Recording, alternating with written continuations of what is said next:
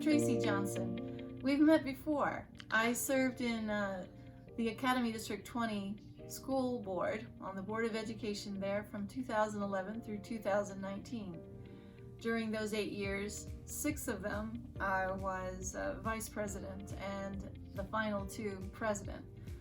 So I know a lot of you and am thrilled to be reacquainting myself with you as I run now for House District 20 as your Democratic candidate. But who am I beyond just those accomplishments, of which I am proud and humbled by the support I received. You know, in 2015, when I was running for re-election to the school board, I ran unopposed and in fact was elected by acclamation, which means because there were no opponents, it didn't engender opposition. Over the past 20 years,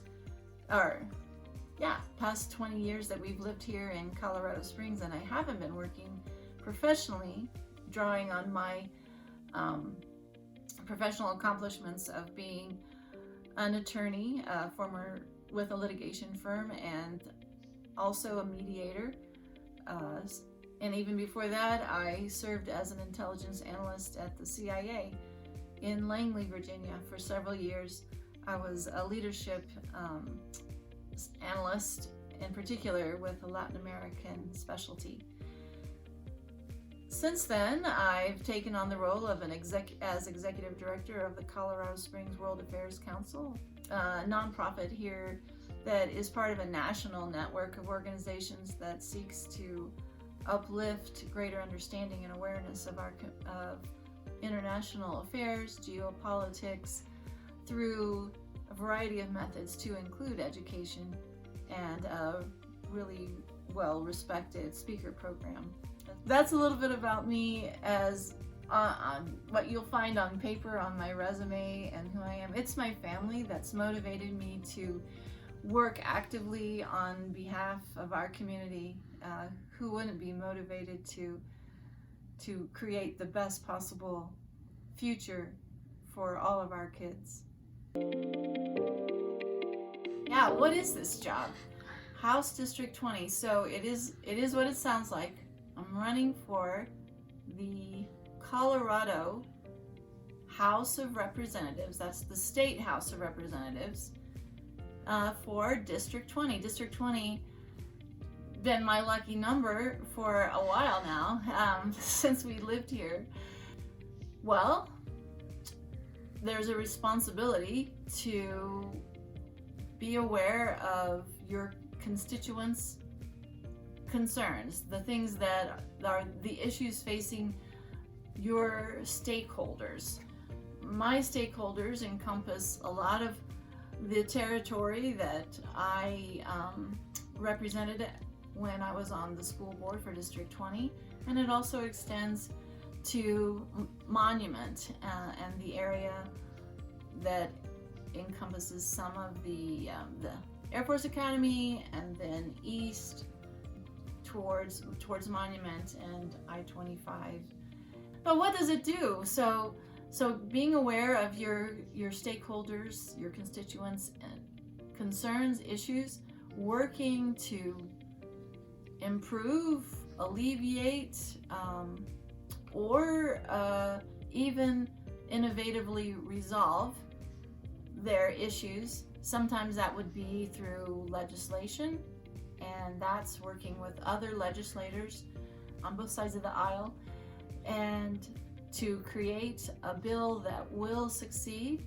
That's sometimes through turning to the agency, either state or federal or city level, to put people in touch with those who can best address them and address their concern. Make sure those interests are represented in upcoming legislation or something that is already before them for consideration. I'm running because we need people who actually send their students to public schools, sitting on our education committees, our state education committees. That hasn't been the case in the past.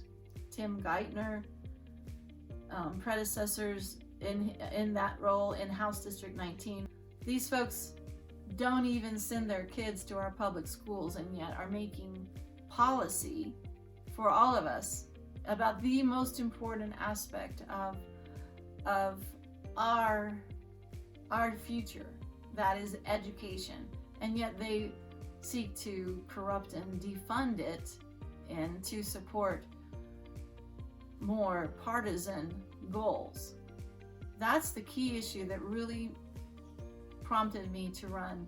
I want someone that actually cares about public education, about our K through 12 schools, our public school districts, and isn't seeking to divert funding, state funding, to private schools, to faith-based schools, to actually fund the majority of the to actually fund public education, which remains in debt to the state, to a $700,000 plus debt owed to our public schools. Someone that actually cares about that. That's me.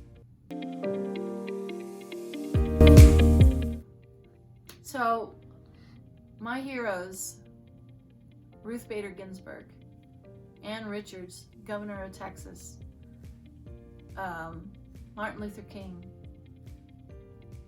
John F. Kennedy, Robert F. Kennedy. These are some of the people that have inspired me, and I continue to be inspired by them to emulate their groundbreaking work.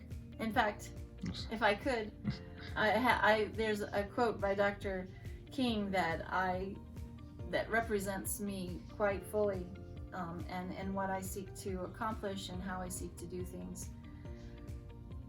He said in his 1964 Nobel Peace Prize acceptance speech, "I believe that unarmed truth and unconditional love will have the final word in reality." I think that too. Let's make it happen. We have 3 beautiful sons, all grown and almost out of the house. We're working on it. In that way. And you can edit out that whole thing.